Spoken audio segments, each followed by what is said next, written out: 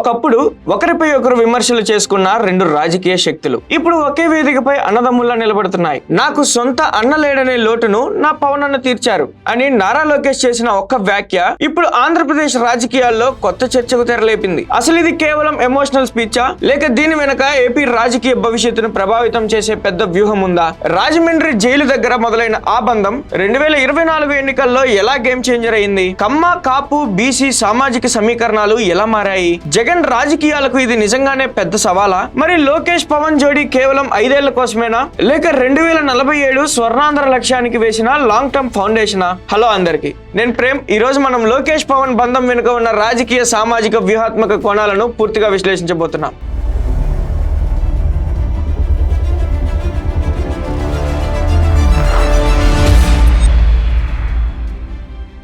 రాజకీయాలంటేనే నిరంతరం మారే రంగుల ప్రపంచం అంటుంటారు. ఇవాళ మిత్రులుగా ఉన్న వాళ్ళు రేపు శత్రువులు అవ్వచ్చు, ఇవాళ శత్రువులుగా ఉన్న వాళ్ళు రేపు కలిసి నడవచ్చు. కానీ ఆంధ్రప్రదేశ్ రాజకీయ చరిత్రలో ఎన్నడూ లేని విధంగా ఒక సరికొత్త సోదర బంధం ఇప్పుడు 2 తెలుగు రాష్ట్రాల్లోనూ ఒక పెద్ద సంచలనంగా మారింది. కూటమి ప్రజాప్రభుత్వం విజయవంతంగా 2 ఏళ్లు పూర్తి చేసుకున్న సందర్భంగా తిరుపతి సమీపంలోని దామినీడి వేదికగా ఒక భారీ బహిరంగ సభ జరిగింది. లక్షలాది మంది ప్రజలు, ఇరు పార్టీల కార్యకర్తలు తరలి వచ్చిన ఆ వేదికపై మంత్రి నారా లోకేష్ మైక్ పట్టుకొని మాట్లాడిన మాటలు ఇప్పుడు ప్రతి ఒక్కరి గుండెలను తాగుతున్నాయి. అసలు లోకేష్ ఏమన్నారంటే, నాకు సొంత అన్నయ్య లేడనే బాధ ఎప్పుడూ ఉండేది, నాకు ఆ లోటును నా పవన్ అన్న పూర్తిగా తీర్చేశారు. సినిమాల్లో పవర్ స్టార్ గా, రాజకీయాల్లో జనసేనానిగా ఎక్కడ తగ్గాలో ఎక్కడ నెగ్గాలో తెలిసిన నా పవన్ అన్న నాకు ఒక పెద్దన్నలా తోడు నిలిచారు. ఈ మాటలు వినడానికి కేవలం ఒక సాధారణ రాజకీయ ప్రసంగంలా అనిపించవచ్చు, కానీ దీని వెనుక ఆంధ్రప్రదేశ్ భవిష్యత్తును మార్చేయగల ఒక భౌగోళిక, రాజకీయ మరియు సామాజిక పద్మ వ్యూహం దాగి ఉంది. 2024 ఎన్నికల ప్రమాణ స్వీకారం రోజున పవన్ కళ్యాణ్ పాదాలకు లోకేష్ నమస్కరించిన దృశ్యాలు మీ అందరికీ గుర్తుండుంటాయి. మరి ఈ బంధం కేవలం ఒక ఎన్నికల పొత్తు వల్ల కుదిరిన తాత్కాలిక సెంటిమెంటా, లేక ఏపీ రాజకీయాల్లో వైఎస్ జగన్మోహన్ రెడ్డి గారి పొలిటికల్ ఫ్యూచర్ కు గట్టి చెక్ పెట్టడానికి వేసిన ఒక పక్కా లాంగ్ టర్మ్ స్కెచ్చా? అసలు ఈ ఇద్దరు యువనేతల కలయిక వల్ల ఏపీలో ఎలాంటి సరికొత్త సామాజిక సమీకరణాలు మారబోతున్నాయి? రాజకీయాల్లో ఏ బంధమైనా సంతోషంలో ఉన్నప్పుడు పుడితే దానికి అంత వాల్యూ ఉండదు, కానీ తీవ్రమైన కష్టాల్లో ఒకరికొకరు తోడుగా నిలబడినప్పుడు ఏర్పడే బంధం చాలా కాలం బలంగా నిలుస్తుంది. లోకేష్ మరియు పవన్ కళ్యాణ్ మధ్య ఉన్న ఈ అనుబంధానికి అసలు పునాది పడింది 2023 సెప్టెంబర్ నెలలోనే. తెలుగుదేశం పార్టీ అధినేత నారా చంద్రబాబు నాయుడు గారిని అకస్మాత్తుగా అరెస్ట్ చేసి రాజమండ్రి సెంట్రల్ జైలుకు తరలించిన ఆ రోజులు ఏపీ హిస్టరీలోనే అత్యంత ఉత్కంఠభరితమైనవి. ఆ సమయంలో నారా లోకేష్ ఢిల్లీలో లీగల్ పోరాటం చేస్తూ, ఇటు రాష్ట్రంలో పార్టీని నడిపిస్తూ తీవ్రమైన మానసిక ఒత్తిడిలో ఉన్నారు. చంద్రబాబు గారి అరెస్ట్ లో తెలుగుదేశం పార్టీ క్యాడర్ కాస్త గందరగోళంలో పడిన తరుణంలో జనసేన అధినేత పవన్ కళ్యాణ్ ఒక సంచలన నిర్ణయం తీసుకున్నారు. ఆయన నేరుగా రాజమండ్రి జైలుకు వచ్చి చంద్రబాబు నాయుడు గారితో సమావేశమయ్యారు. జైలు బయటకు వచ్చిన వెంటనే మీడియా సాక్షిగా, నేను తెలుగుదేశం పార్టీకి అండగా ఉంటాను, రాబోయే ఎన్నికల్లో మేమిద్దరం కలిసి పోటీ చేస్తాం, ఏపీ భవిష్యత్తు కోసం ఈ పొత్తు అత్యంత అవసరమని ప్రకటించారు. ఇక్కడ మనం కాస్త ఆగి ఆలోచించాలి, ఎందుకంటే అప్పటి వరకు పొత్తుల గురించి ఎలాంటి అధికారిక ప్రకటన లేదు. కానీ పవన్ కళ్యాణ్ తన రాజకీయ ప్రయోజనాలను పక్కన పెట్టి ఒక మిత్రుడికి కష్టం వస్తే ఎలా అండగా నిలబడాలో చేసి చూపించారు. ఆ తర్వాత లోకేష్ తో పవన్ అన్న మాటలు, నువ్వేం భయపడకు తమ్ముడు, నేనున్నాను, మనం కలిసి పోరాడదాం అని ఇచ్చిన ఆ ఒక్క భరోసా లోకేష్ మనసులో పవన్ పై గౌరవాన్ని 100 రెట్లు పెంచేసింది. అది కేవలం ఒక పొలిటికల్ అలయన్స్ గా కాకుండా ఒక ప్యూర్ ఫ్యామిలీ బాండింగ్ గా మారడానికి ఆ రాజమండ్రి జైలు ఘటనే ప్రధాన కారణం. గతంలో ఆంధ్రప్రదేశ్ లో తెలుగుదేశం పార్టీ కార్యకర్తలకు, అలాగే మెగా అభిమానులకు లేదా జనసేన సైనికులకు క్షేత్రస్థాయిలో తీవ్రమైన ఈగో క్లాషెస్ ఉండేవి. 2019 ఎన్నికల సమయంలో ఇరు పార్టీల సోషల్ మీడియా ఆర్మీలు ఒకరిపై ఒకరు తీవ్ర స్థాయిలో విమర్శలు చేసుకున్న రోజులు కూడా ఉన్నాయి. అలాంటి పరిస్థితుల నుండి ఈ రోజు ఇరు పార్టీల క్యాడర్ ఒకే తాటిపైకి రావడం అనేది ఒక అద్భుతమని చెప్పాలి. ఈ మార్పు ఎలా సాధ్యమైందంటే దానికి లోకేష్ మరియు పవన్ కళ్యాణ్ల బాడీ లాంగ్వేజ్ ప్రధాన కారణం. ఎప్పుడైతే లోకేష్ ప్రతి సభలోనూ పవన్ కళ్యాణ్ నా పవన్ అన్న అని గౌరవించడం స్టార్ట్ చేశారో, అటు తెలుగుదేశం తమ్ముళ్లలో ఉన్న ఇగోలు మెల్లగా కరిగిపోయాయి. అలాగే పవన్ కళ్యాణ్ కూడా లోకేష్ సామర్థ్యాన్ని గుర్తిస్తూ ఆయన పాదయాత్రను మరియు కష్టాన్ని అభినందించడంతో జనసేన సైనికులు కూడా లోకేష్ కు జై కొట్టడం మొదలుపెట్టారు. 2024 ఎన్నికల ప్రచారంలో ఇరు పార్టీల జెండాలు కలిసి కదిలిన తీరు, ఒకరి ఓటును మరొకరికి 100% బదిలీ చేసుకున్న విధానం ఏపీ పొలిటికల్ హిస్టరీలోనే ఒక రికార్డ్. సోషల్ మీడియాలో సైతం ఒకప్పుడు తిట్టుకున్న వాళ్ళే ఇవాళ అన్నదమ్ముల అనుబంధం అంటూ లోకేష్ పవన్ల ఫోటోలను రీల్స్ గా, స్టేటస్ లుగా పెడుతూ సరికొత్త ట్రెండ్ క్రియేట్ చేస్తున్నారు. ఈ గ్రౌండ్ లెవెల్ సింక్ అనేది కూటమి ప్రభుత్వానికి అసలైన ఆయుధంగా మారింది.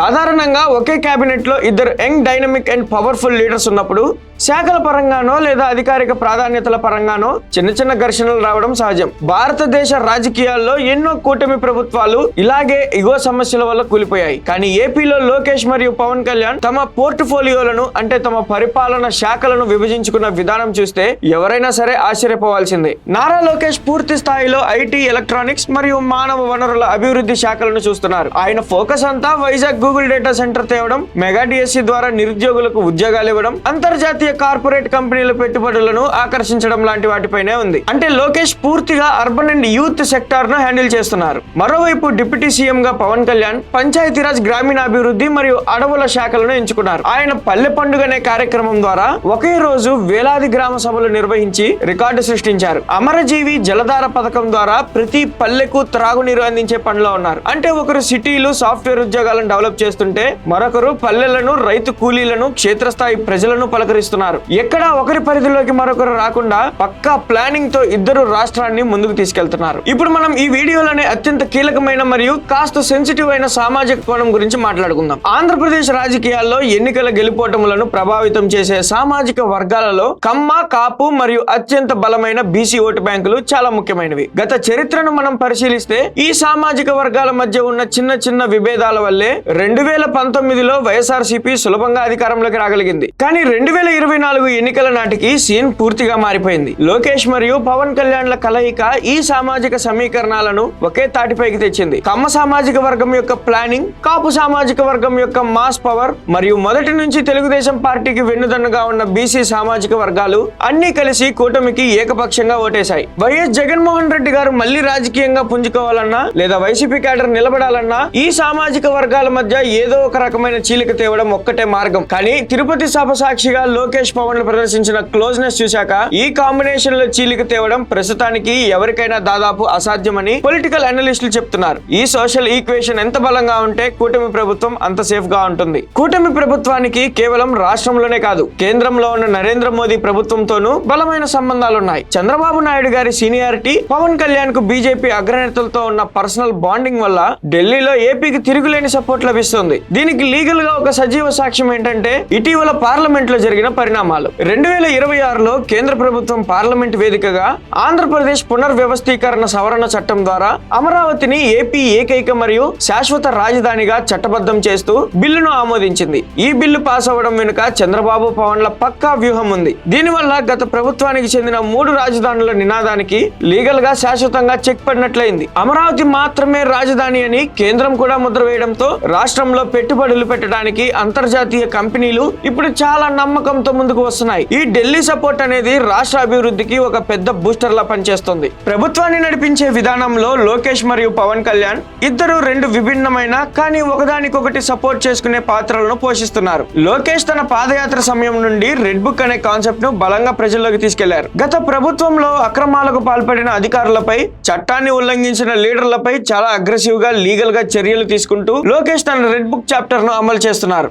ఇది పార్టీ క్యాడర్ లో తీవ్రమైన నమ్మకాన్ని, ధైర్యాన్ని ఇస్తుంది. మరోవైపు డిప్యూటీ సీఎం పవన్ కళ్యాణ్ చాలా ప్రశాంతంగా వ్యవస్థలను క్లీన్ చేసే పనిలో ఉన్నారు. దీనినే మనం సిస్టమిక్ కరెక్షన్ అని పిలవచ్చు. గతంలో దెబ్బతిన్న పంచాయతీ వ్యవస్థలను బాగు చేయడం, అడవుల అక్రమ రవాణాను అడ్డుకోవడం, ప్రభుత్వ ఆస్తులను కాపాడటం లాంటి పనులను పవన్ చాలా సైలెంట్ గా చేసుకుంటూ వెళ్తున్నారు. ఒకరు చాలా హాట్ గా తప్పు చేసిన వాళ్లకు సింహ స్వప్నంలా మారుతుంటే మరొకరు చాలా కూల్ గా సిస్టమ్ ని ప్రక్షాళన చేస్తున్నారు. ఈ హాట్ అండ్ కోల్డ్ కాంబినేషన్ వల్ల ప్రభుత్వానికి ప్రజల్లో ఒక మంచి గౌరవం, పారదర్శకత లభిస్తున్నాయి. రాజకీయ నిపుణుల విశ్లేషణల ప్రకారం భారతదేశంలో ఒక యువ ప్రాంతీయ పార్టీ కేవలం ప్రతిపక్షంలోనే 5 ఏళ్ల పాటు ఉంటే క్యాడర్ ను కాపాడుకోవడం, ఆర్థిక వనరులను నిలబెట్టుకోవడం చాలా కష్టమైన పని. 2019 నుండి 2024 వరకు జనసేన పార్టీ ఎన్నో సవాళ్లను ఎదుర్కొంది. ఆ సమయంలో పవన్ కళ్యాణ్ ఒంటరిగా పోరాడుతూనే పార్టీని బతికించుకున్నారు. ఇక 2024 ఎన్నికల్లో పవన్ కళ్యాణ్ చూపించిన మెచ్యూరిటీ వల్ల జనసేన 100% స్ట్రైక్ రేట్ తో విజయ కేతనం ఎగరేసి అధికారంలోకి వచ్చింది. ఇవాళ జనసేన క్యాడర్ కు ప్రభుత్వంలో పదవులు దక్కడం, క్షేత్రస్థాయిలో వారికి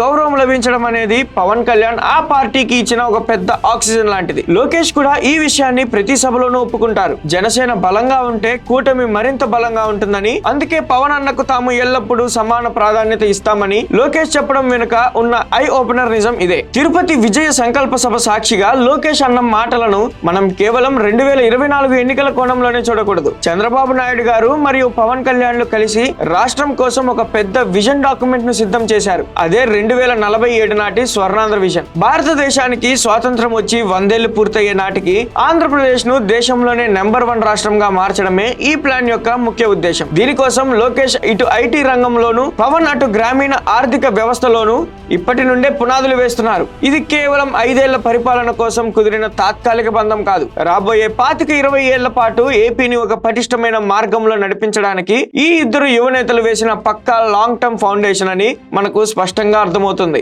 సామాజిక మాధ్యమాల్లో మనం చూసే చిన్న చిన్న గొడవలు, ఫ్యాన్ వార్స్ అనేవి కేవలం టైం వేస్ట్ వ్యవహారాలు మాత్రమే. లీడర్ల స్థాయిలో లోకేష్, పవన్ కళ్యాణ్లు ఎంతలా కలిసిమెలిసి ఉంటూ ఒకరినొకరు గౌరవించుకుంటూ రాష్ట్రాన్ని ముందుకు తీసుకెళ్తున్నారో చూశాకైనా గ్రౌండ్ లెవెల్లో ఉన్న యువత మారాల్సిన అవసరం ఎంతైనా ఉంది. రాజకీయాలంటే తిట్టుకోవడం మాత్రమే కాదు, అవసరమైనప్పుడు రాష్ట్ర ప్రయోజనాల కోసం అందరూ కలిసికట్టుగా పనిచేయడమే అసలైన లీడర్షిప్ అని ఈ అన్నదమ్ములు నిరూపించారు. తిరుపతి వేదికగా సాగిన ఈ ఎమోషనల్ స్పీచ్ రాబోయే రోజుల్లో ఏపీ రాజకీయాల్లో మరిన్ని సంచలనాలకు దారితీయనుంది. మరి తిరుపతి సభలో పవన్ అన్న గురించి నారా లోకేష్ చేసిన ఈ మనసు విప్పిన వ్యాఖ్యలపై, అలాగే కమ్మ, కాపు, బీసీ సామాజిక వర్గాల కలయికతో ఏపీలో మారిన ఈ సరికొత్త రాజకీయ సమీకరణాలపై మీ వ్యక్తిగత అభిప్రాయాన్ని కామెంట్ రూపంలో తప్పకుండా తెలియజేయండి. అలాగే కమ్మ, కాపు, బీసీ సామాజిక వర్గాల కలయికతో ఏపీలో మారిన ఈ సరికొత్త రాజకీయ సమీకరణాలపై మీ వ్యక్తిగత అభిప్రాయాన్ని కిందన్న కామెంట్ సెక్షన్ లో తప్పకుండా మెన్షన్ చేయండి. మరో ఇంట్రెస్టింగ్ అప్డేట్ తో మళ్ళీ కలుద్దాం. కీప్ వాచింగ్ ఖ్యాతి కనెక్ట్స్.